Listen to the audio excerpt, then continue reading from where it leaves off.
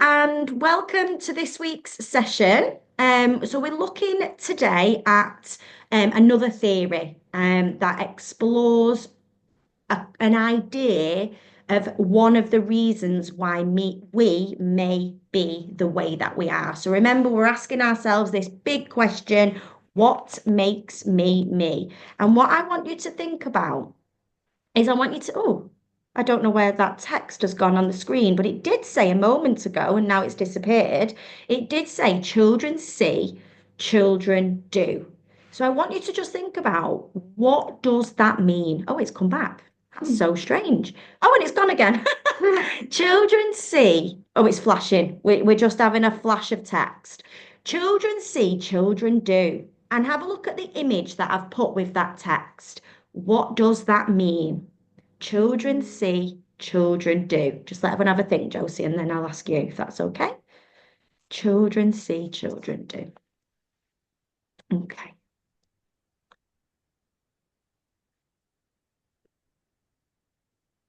If you want to write in the chat box, remember, share your ideas. That's absolutely fine. Okay. I don't know why my images and things are going from the screen. It's very bizarre. But we're going to get cracking anyway. We'll continue. Go on, Josie. What do you think? Maybe they see celebrities and then they want to do it. Yeah, so maybe we look to celebrities and people on TV and we think, Or I your bigger want, sister. oh, your bigger sister, and you copy that behavior. Okay, yeah, good. Arietta is saying there, influence from idols. People, what does an idol mean? People that you look up to, maybe that you respect, maybe that you want to be like. So other people influence us, don't they? So that's fantastic. Well done. So that's really just to introduce today's session. So I'm going to ask you to do something. I'm going to ask you to copy me, okay? So I'm going to model some behavior. So I'm going to do some modeling of behavior and you're going to copy, okay? So are you ready? Get yourself comfortable. Okay, we ready? So you're going to copy me.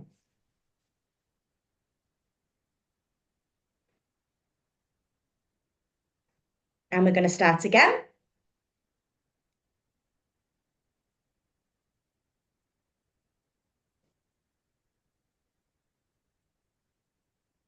And start again. Oh, I'm getting warm. Are you?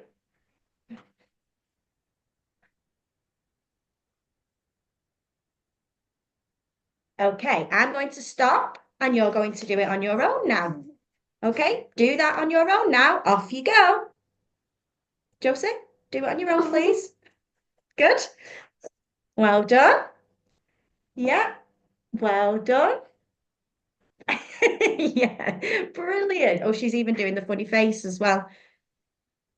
Okay, she's even doing the funny face as well. Okay, so off we go. So we're going to do one more thing. Okay, so you're going to now copy what I say. All right. So I would like you to put both of your hands on your head, on your shoulders, on your knees, and on your toes. And again, on your heads, on your shoulders, on your knees, and on your toes. Now do it without me saying it. Brilliant. Okay. Now I want you to strike a pose like a fictional character.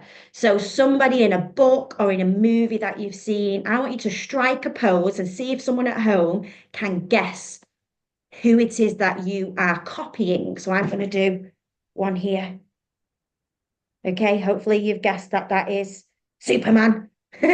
Obviously, there's a picture on the board as well for you to get some ideas from there. Okay, so just to introduce this idea of modeling. So I was modeling that behavior and you were copying me, hopefully. And I wasn't just being silly on my own. So I just want you to think about now, list what types of things might children learn by watching other people? What types of things might children learn by watching other people? Just have a list of some ideas. Have a think.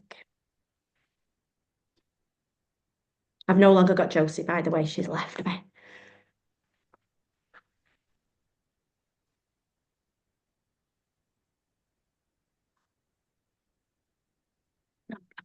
Just give you 1 minute to think of that one.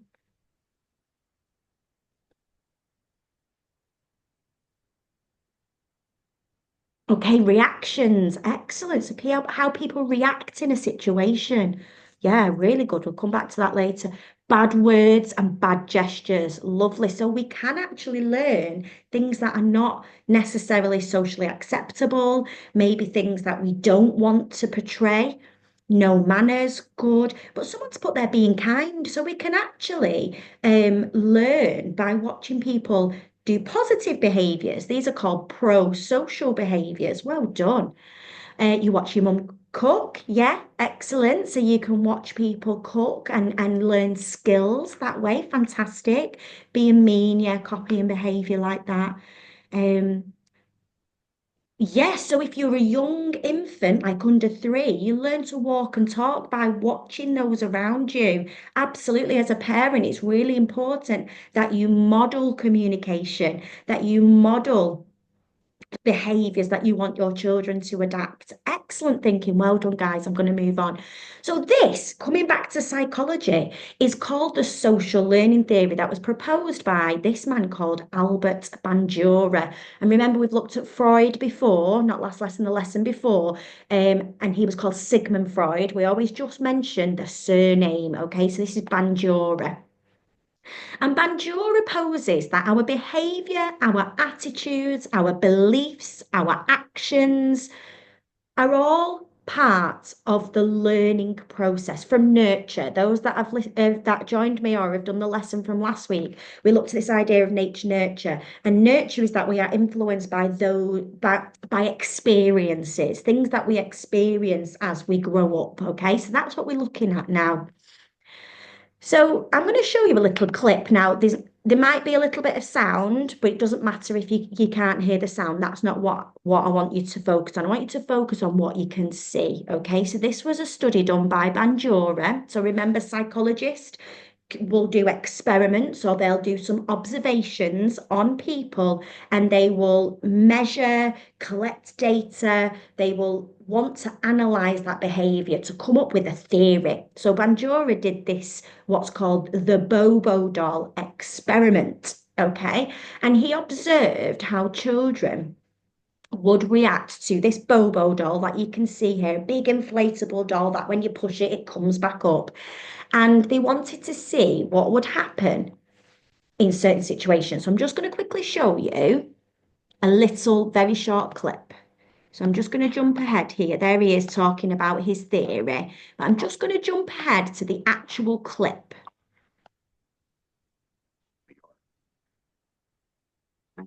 Model pummeled the doll with bullets, flung it in the air.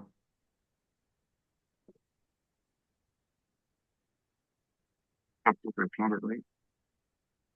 But just want you to think about what's happening. Threw it down and beat it. Are you practicing your observational skills now? What's the adult doing? How would you describe that behavior? Now what's happening?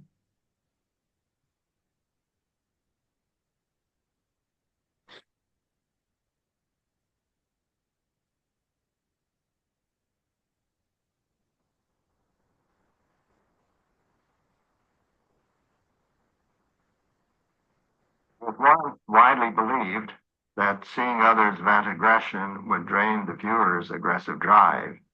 Okay, well done. So we're talking here, you've noticed that this is about aggression. Well done. So the child is sorry, excuse me, the adult was hitting the Bobo doll, sat on the Bobo doll, picked it up and threw it down, then got like a hammer, started hitting it. So what Bandura wanted to do was got children, boys and girls, 72 of them all together, and wanted to see how the child would react if they had seen an adult be aggressive towards the Bobo doll. What they found was that children who had seen an adult be aggressive also played with that doll in the same way. You'll notice he hit it with the hammer, he threw it up, he was punching it. So you could see some of that same behavior that he was copying. They also found that if the adult played a bit more caring with the Bobo doll, so did the children. So whether it was positive or negative behavior, that we might band them into positive and negative, aggressive or nurturing and kind behavior, then they will imitate that behavior. They children copy that behavior. Okay, so I've just described that for you. Okay, so some keywords here that's really important for learning theory. So individuals learn by watching role models, I'll come back to that in a minute, and encoding their behavior. So in order for us to copy a behavior later on, we need to store that behavior in our memory. So we need to retain and encode that behavior. At a later date, they may imitate. So Bandura talks about imitating rather than copying the actions they have observed. So in this case, we are looking at behaviors, but Bandura did also mention things like attitudes, morals as well. But we're just focusing on behavior today. So when we're talking about role models, these can be anyone that we perceive as a role model. So your role model might be different to somebody else's. It could be a peer or a friend. It could be a parent or someone else in your family, someone you see on the TV, on social media, on YouTube, a character within a book. So the role model could be real or fictional. And going back to that activity we did right at the beginning, Banjora said there was three types of models. So there is a live model, okay? So when you're watching somebody live do a behavior, have an attitude or an action, and you observe it. We also have symbolic models. So these are fictional models, fictional characters in books and in movies, and they symbolize a person. And we might have verbal instructional models, which was when I was asking you to put your hands on your head, your shoulders, your knees, and toes. So that was the instruction that I was giving you. Okay, so three different types of models. Okay. Oh, have I just skipped ahead there? I've skipped ahead. Sorry, I'm just giving you a preview of what we're doing. Okay. So, why do you think people do imitate others? Why do we imitate people? Think about children. Children see, children do. Why? Excellent. Maybe to fit in, maybe. So, particularly with peers and friends and those around us, we want to fit into that group. Those of you that were here with me before Christmas, we did do a section about conformity. So, copying a behavior to fit in. If you've not seen that, pop over to YouTube. It is on there to be better, yeah, to learn a new skill. Absolutely. So we might consciously want to learn something, so we watch other people to get advice and ideas from them. Absolutely. As a child, you're naturally learning, like somebody said before, learning to walk and talk. They are going to learn by watching, okay, naturally. Children hear, children say. So we mentioned before about bad words, bad gestures. Absolutely well done. So Bandura talks about something called similarity or identification, and he suggested that we are more likely to imitate behavior from somebody that we have some similarity with. So that might be gender, that might be ethnicity, it might be age. So think about maybe people who you might imitate, that you might copy their behavior. Is there something similar that you share? Is it gender, age, ethnicity, culture, hobby? It might be something to do with identification. Identification is where you see something in that person that's similar to you and you aspire to be like them. So this might be like a role model that we perceive to be an authority figure, somebody of higher status to us, or like I say, they possess something that you want to have in terms of a skill or an attribute or a look. It could be to do with physical appearance, things like that. And there's one more thing that's a bit more tricky now. So we're getting into a bit more tricky terminology. There's something called vicarious reinforcement or vicarious punishment. We learn by observing other people. We've talked about that. Now, if that other person is rewarded for that behavior, they get something good for that behavior, that's going to increase our chances of doing that behavior because we also want that reward. So if you see someone, let's say, being praised for doing something, you want that praise, so you're also going to do it. So a simple example might be I've got two children at home, and when my younger son, let's say, was learning to brush his teeth, I might say to my older daughter, wow, well done. You're brushing your teeth. Fantastic. Show me how you do it. Wow, you're doing such a good job. My son saw me praise my daughter, so he wants that praise for brushing his teeth really well. So he's going to start brushing his teeth in the same way that my daughter is in order to get that praise. Now, that reward could be praise. It could be a physical reward like money. So, if I was to ask my daughter to clean her bedroom and she does it and I give her £5 or 50p or whatever I choose, I wouldn't give her £5 for doing a bedroom, by the way. In fact, I don't give her any money for doing a bedroom. But let's just say, my son wants that money as well. So, he's going to clean his bedroom in the same way that my daughter has. He's observed that behavior, he's seen the reward, he wants it. It could be respect, gained approval. So, again, if you see somebody being accepted into a peer group because they've done a certain behavior, you might imitate that behavior in order to be accepted into that group. It could go the opposite way, vicarious punishment. If you see somebody being punished for a behavior, this will decrease your chances of copying that behavior, of imitating that behavior. So you don't want the punishment, okay? So reinforcement increases the behavior, punishment decreases the behavior. Reinforcement, we want the reward, so we do the behavior again. Punishment, we don't want the punishment, so we don't do it again. Okay? So hopefully that makes sense. Okay, so really bringing that all together, this theory highlights the importance of social environment and how our interactions shape the people who we become. Okay, so this is the nurture side of the debate that we looked at. Now, I just want you to don't worry about these questions. This is anyone that was there last lesson that's done the nature nurture lesson. I posed some questions on the sheet if you printed it off, looking at the nature nurture debate. And if you have done that, you might have thought about some of these questions. I'm going to briefly go through them because I'm just conscious of time. And I'm going to bring in what we've looked at today to answer some of these questions. So, if a child is afraid of dogs, and so was their mother, did the child's fear of dogs come from the result of nature or nurture?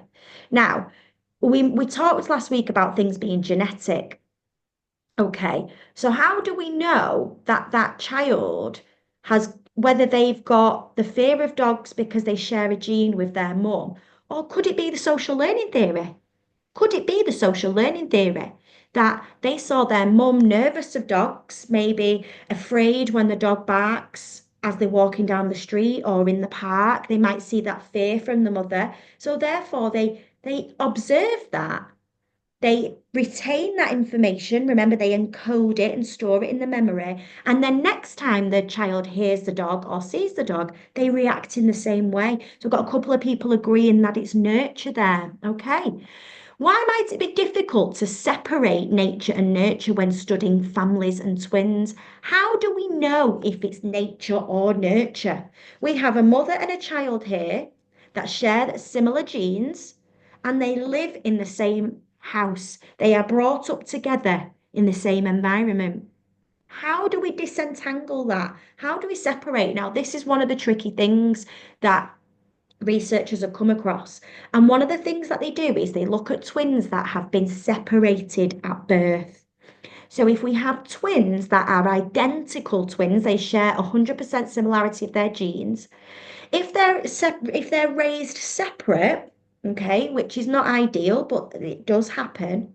If they are raised separate and both twins have the same characteristic or behavior, it's likely to be genetic. because they've been brought up in a different environment, but they share the same genes. Interesting. I'm not going to go into this too much because I want to come back to the lesson. So free will is the idea that humans are free to choose who we are, okay? We are not influenced by other things, but nature and nurture both are deterministic points of view. If we are influenced by our genes, or in this case, the social learning theory, people around us, these theories are not suggesting we are free to choose who we are and who we become. We are influenced by our genes. We are influenced by those around us. So we don't have a choice.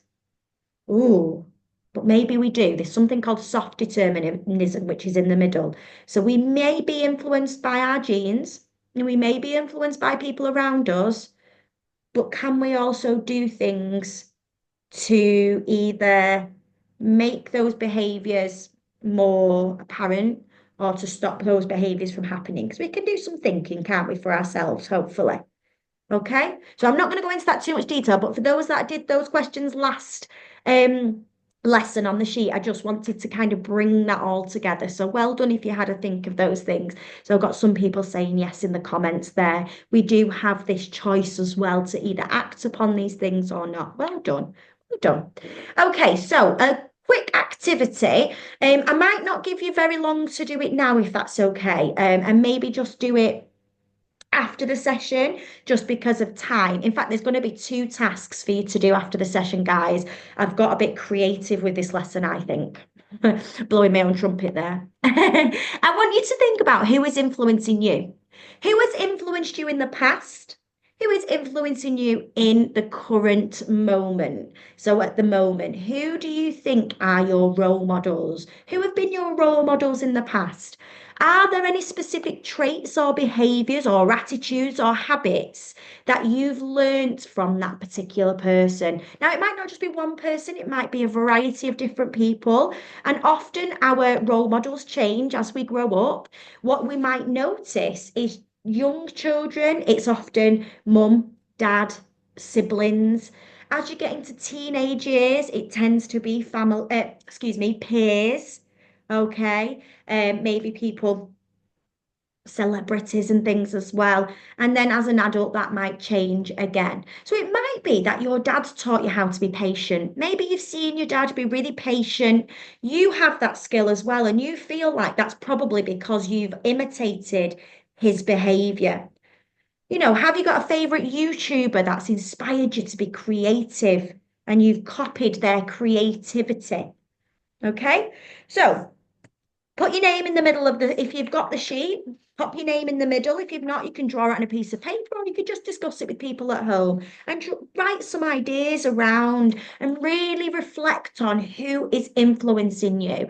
And then it's important that we think, are these people influencing us in a good way, or are they influencing us in a way that's not going to be useful to us? Okay. And then again, we can make a conscious decision about trying to find these positive role models. Okay. And to really observe and pay attention to people who are going to have a positive influence on who we are, our traits, our behaviors, and our habits. So always keep that in mind, guys. Things that you're watching on the TV, people that you are associating with, your friends. So making sure that we are, surrounding ourselves with positive role models. Okay, so really quickly, a few things that we might learn from others, habits and routines. I've mentioned this, so brushing your teeth, eating habits. So culture can play a really big part, according to the social learning theory, in who we are, because different cultures eat different cuisines. Some cultures eat their food on the floor, some eat at a table with a knife and fork, some cultures have chopsticks, and that's all really through this observational learning.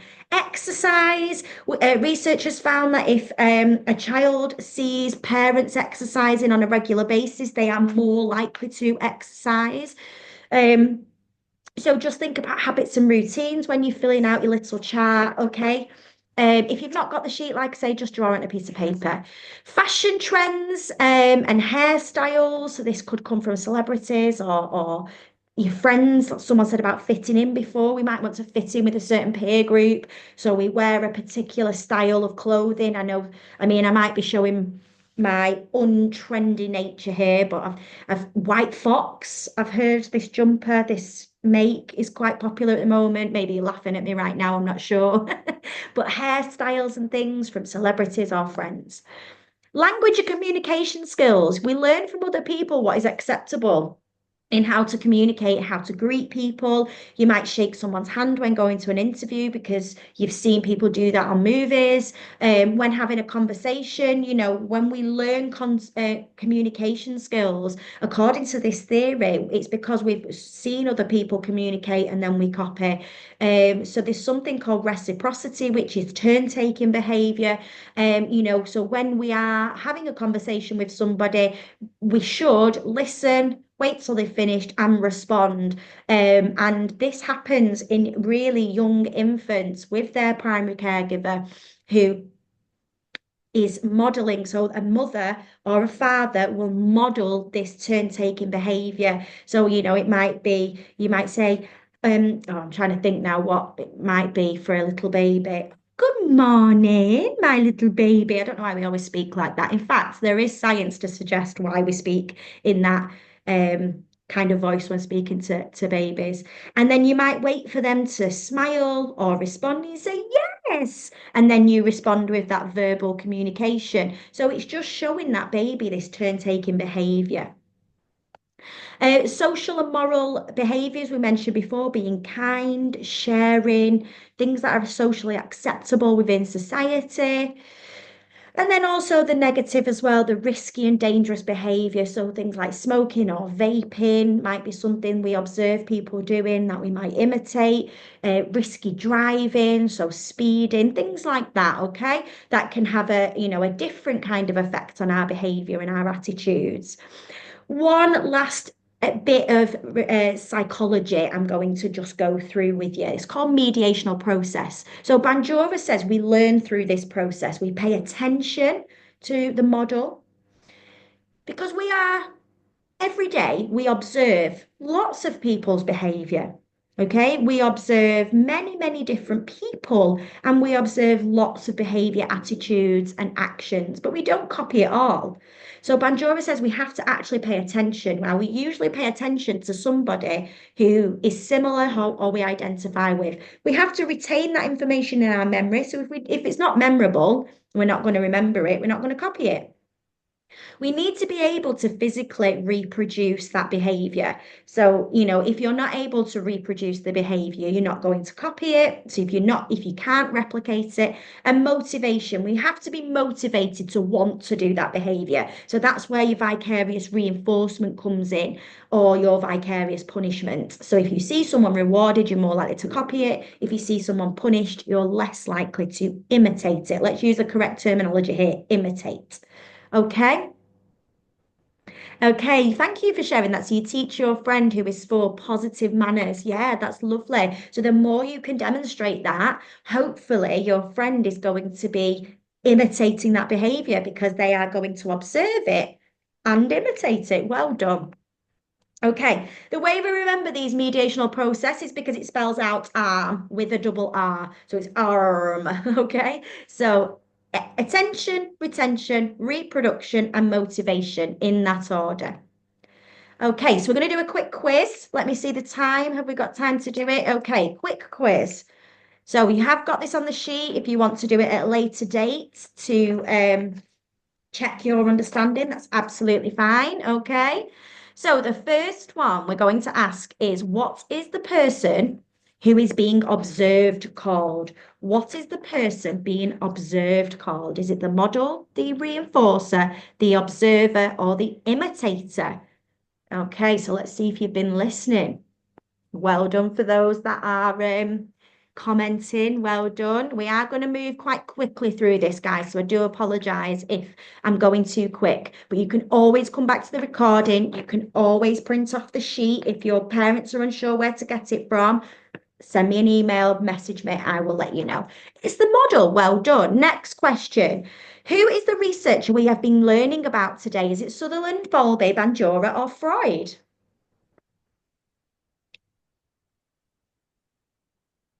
Well done. Excellent. So we've got Bandura. So these other people are psychologists. Bowlby looks at attachment and how it's innate within us. We're born to attach. Freud, we looked at 2 lessons ago, which looked at the unconscious mind and that how that influences behavior. Sutherland actually is similar to Bandura. We mentioned him last lesson. Sutherland talks about criminals becoming displaying criminal behavior because of the people that they associate with. So it's very similar to Bandura's social learning theory. Okay, next one. What is the first step in the process according to Bandura? So what is the first step in the process of social learning theory? Remember, I gave you a body part to remember the order. Sorry if you can hear my washing machine. It's very loud. Okay, so arm, remember, so the first one is attention. D, well done, you've all been listening, fantastic. Next one, in the Bobo doll experiment, what did children do after watching an adult act aggressively towards the doll? Did they ignore the doll? Did they play peacefully with the doll? Did they imitate the aggressive behavior or were they afraid of the doll? Hopefully that one should be quite straightforward. Okay. Yes, well done. That was C. Fantastic. Fast typing, guys. Well done. Next one. Where are we? So, what factor influences whether a person imitates a behavior? Is it how much the person likes the behavior, how much the person is motivated by rewards or punishments, or the type of behavior?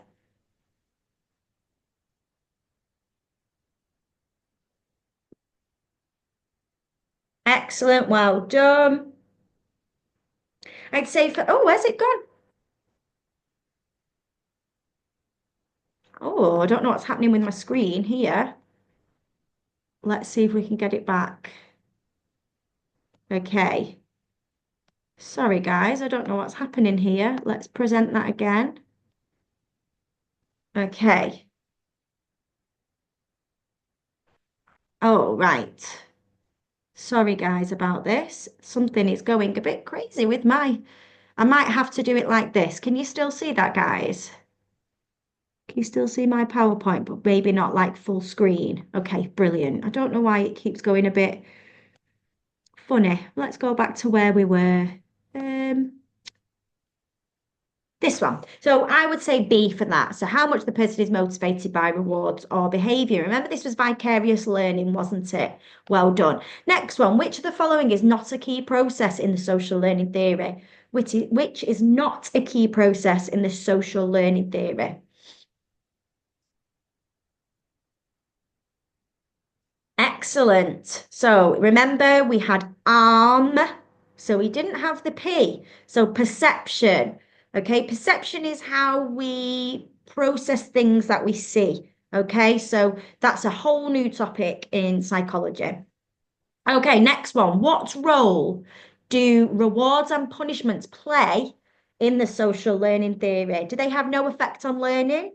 Do they determine if a behavior will be repeated or not? Are they the only important for adults and not children, or they help people forget learnt behaviour? So what do we think for that one? Hopefully these are quite straightforward, but it's really showing that you've been listening. Well done. So that one, excellent, is B. Well done. They determine if a behaviour will be repeated. Remember, reinforcement. If they've got a reward, it will be repeated or more likely to be repeated. If we see a behavior being punished, that will decrease or will less likely repeat the behavior. Okay, well done. What does modeling refer to? What does modeling refer to? Does it create new behaviors from scratch? Is it the process of observing? Oh, sorry, I don't know what's happening with my laptop here. The process of observing and imitating others' behavior, learning behavior through direct experience, or forgetting behaviors learned from others. And this is the final question. Yes, B. Sarah and Beth are quite confident with a B. They put about 20 B's there. Well done. Okay. Now, so final thought, and then I'm just going to give you one little thing to do if you want to extend this lesson um, after the session. Okay. So, final thought. Okay. By observing others, we pick up habits, traits, and behaviors that help form who we are. This is why our role models, whether they be real or fictional, can have such a big impact on our lives, according to the social learning theory. What makes you you is influenced by other factors as well, but according to this theory, by people you see, the choices they make, and actually, I should add something else there, and the choices you make, whether you imitate that behavior or not. Okay, so there is that element of choice as well, isn't there? Social learning theory does include the internal mental processes that's saying that we do have this thinking that comes, we don't just passively observe and imitate. We do have to store the information in our memory and we do have to retrieve that information as well. So he does talk about the cognitive element of learning. So those of you that have looked at other areas of psychology that might make sense to you. Okay, last thing. This is on the sheet for those of you that have printed it off. I'm going to set you a challenge. If you agree to be challenged, I would like you to get creative and to create an avatar. So you might use a free program on the internet. You could draw one. Just get creative. I want you to customize and create a character to reflect who you are. So that's the bit in blue there. So think about your physical traits, your hairstyle, your clothing, any accessories that might illustrate who you are. And then in green, I want you to be creative. I want you to choose colours that represent your personality. So get creative. I've just said you might choose bright colours for energetic, calm colours for peaceful, but you might have other ideas how colours can represent your personality. I want you to include some symbols or accessories that represent your role models. So we're going to bring it back to today's lesson. So it might be something on the t-shirt, you might be holding something in your avatar or a hat. You get creative. So how does that represent your role model? What that you've learned from them? So it might be a music note for somebody that's influenced you because you play a musical instrument the same as them. It might be a soccer ball. Sorry, it should say football. That's American. If they play sport. And I want you to really think about what is it that you've learned from the role model and really include that in your design, okay? You can include more than one role model within your design. It's entirely up to you.